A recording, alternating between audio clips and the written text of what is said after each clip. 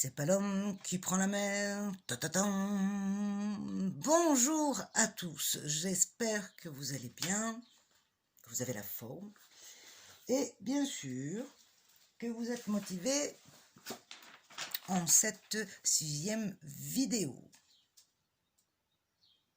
Je pense qu'hier vous avez dû bien vous amuser, enfin du moins je vous le souhaite. J'aurais bien aimé être une petite mouche d'ailleurs. Peut-être même que vous vous êtes trouvé une vocation, qui sait. En tout cas, vous avez sûrement dû valider votre 4e feuille. Et nous allons tenter d'en rajouter une de plus aujourd'hui. Le titre que nous allons inscrire sur notre cahier sera le plan d'action. À force de contempler la mer, on finit un jour par la prendre. Bel adage breton.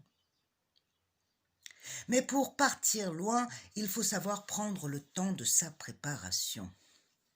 Se jeter dans la fosse au lion est une fougue, mais sans horizon. Mieux vaut la ferveur du serpent qui, passion, attend toujours le bon moment. Et pour ça, autant se donner les meilleures prédispositions. C'est pour ça que nous allons passer d'ores et déjà à notre petit travail d'introspection. Installez-vous confortablement, détendez-vous et faites 3 profondes respirations. Les respirations comme si vous respiriez le plein air en haute mer. L'appel du large.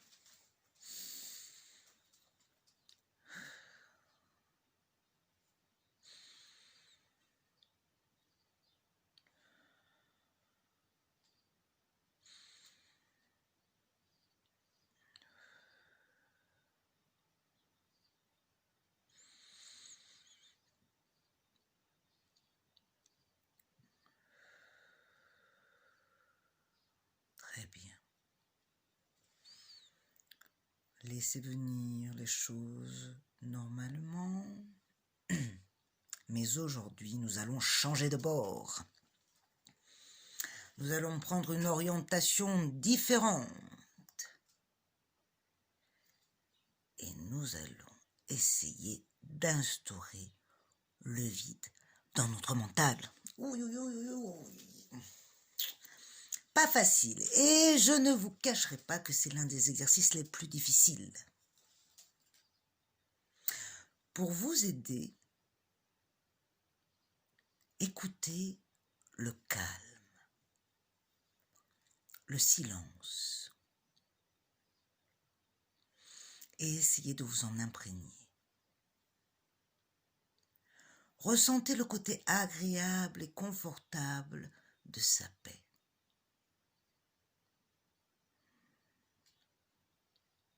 À chaque moment où vous vous laissez emporter par une pensée, revenez à lui. Allez, coupez la vidéo, on se retrouve dans 1 minute.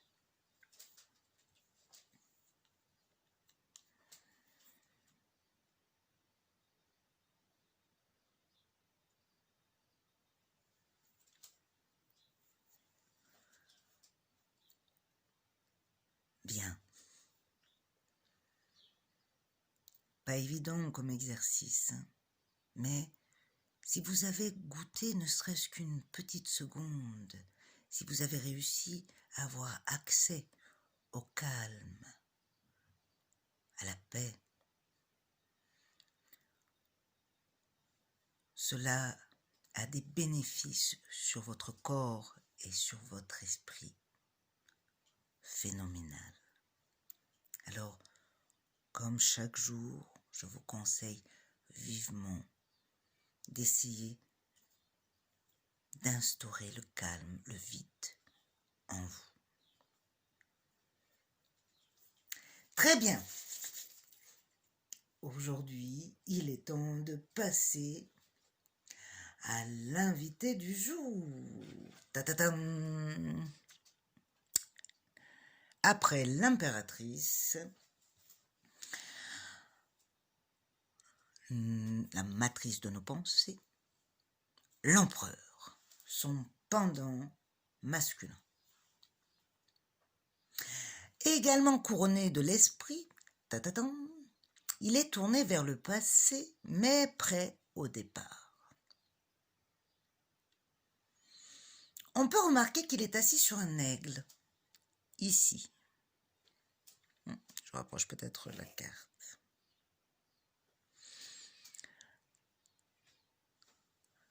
Le symbole de l'aigle représente le pouvoir, la force de l'esprit sur la matière et la concrétisation de ses projets. Il pose avec intelligence. Il est sur le pied de guerre et s'assure d'avoir toutes ses cartes en main. Il sait qu'il va lui falloir des forces et il s'assure de regarder s'il n'a rien oublié. Il vérifie. Son bâton lui sert d'antenne et représente le filtre de son intuition. Il prend la température, écoute les vents pour s'assurer du meilleur départ.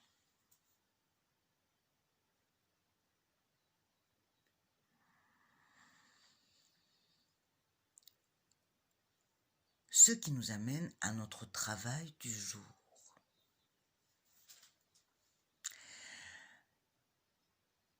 Combien de possibles avez-vous trouvé hier? J'espère plein. Certains peut-être un peu plus fantaisistes, d'autres un peu plus solvables.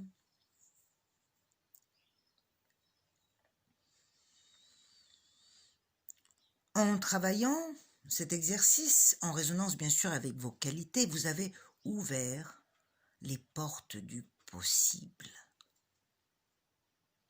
Ce qui a le bénéfice de réévaluer vos capacités, avec un ordre bien sûr de limites. Celle de vos peurs, nommées défauts.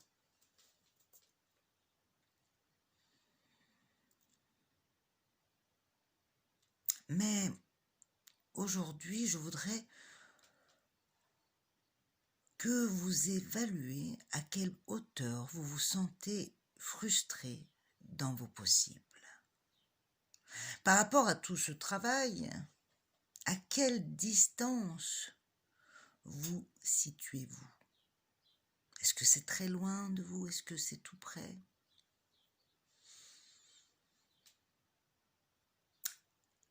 Pour cela, il me semble important de passer par la case « En quoi croyez-vous » Je ne vous parle pas de notion déiste, non. Quoique, enfin. Mais plutôt en quoi croyez-vous pour vous-même? Que pensez-vous mériter dans le fond? Une fin heureuse? D'accord. Tout le monde d'ailleurs. Mais comment? Entre ce que vous vivez là aujourd'hui et ce que vous souhaitez, quelle distance y a-t-il? Quels moyens finalement avez-vous d'y arriver au final?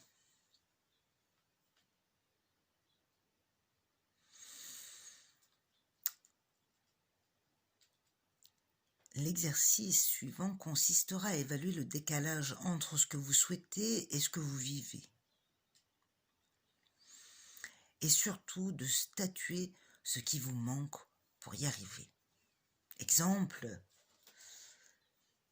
j'ai parlé d'altruisme, d'individualisme et j'ai noté également l'un de mes souhaits favoris que j'ai toujours désiré et qui reste toujours en moi, c'est d'aller faire de l'humanitaire. Entre ce que je vis aujourd'hui et ce souhait, quel est le décalage? Est-ce que c'est possible ou pas? Qu'est-ce qui me manque pour ça? Je dirais que petit 1, la motivation, la concentration car si je m'y mets, ça pourrait devenir possible. Et si je gratte un petit peu plus, au final, c'est la peur. Si je gratte encore un peu, le confort. J'ai bien au chaud, j'ai pas trop finalement besoin. Vous voyez? Je pense que sur ce thème, avec un brin de sincérité, nous allons trouver beaucoup de vérité. Ok, il est temps de passer à la couleur du jour qui accompagne notre cher empereur. Je prends le sac, je touille.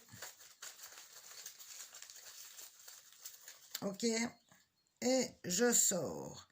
Ah, pourquoi je sors toujours des couleurs? Alors, c'est le cuivre 34. Je la pose là, le cuivre lumière, et je vais lire la signification. 34, 34. Ok. Matière. Ok. Ah, bon. Éclairage de cette couleur. La connexion directe, attribut majeur de cette couleur, me relie au ciel et à la terre, à l'achevé et à l'inachevé, m'incarne dans l'humain. Elle connecte les parties de mon cerveau coupées de la réalité, unit les contraires et en bonne intelligence m'octroie d'être non-stop au service des autres. Cette énergie est ma reliance. Lorsque je suis canal, je me sens au service d'une force qui me dépasse. Elle me pousse à être extrêmement présent, à donner de ma personne sans relâche. Eh bien, encore une fois, je dirais que c'est un éclairage à méditer. Alors, le défi du jour.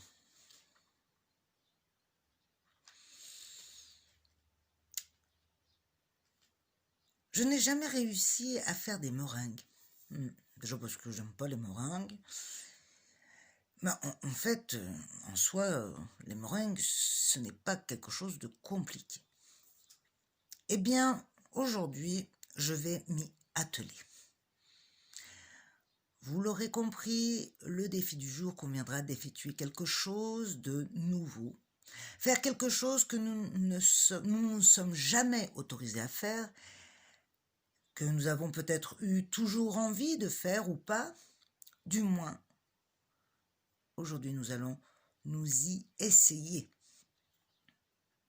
C'est un bon préambule avant de s'atteler à des choses plus concrètes.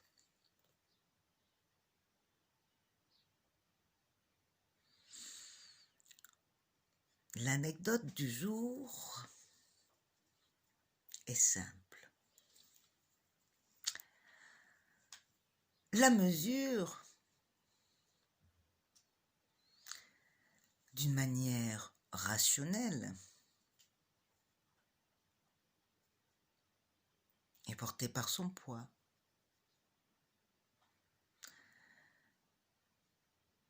Pourtant,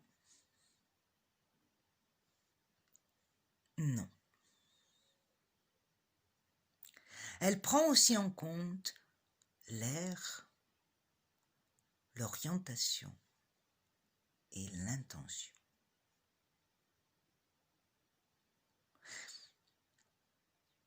Je vous remercie. Je vous souhaite une excellente journée. Je vous dis à demain et en attendant, portez-vous bien.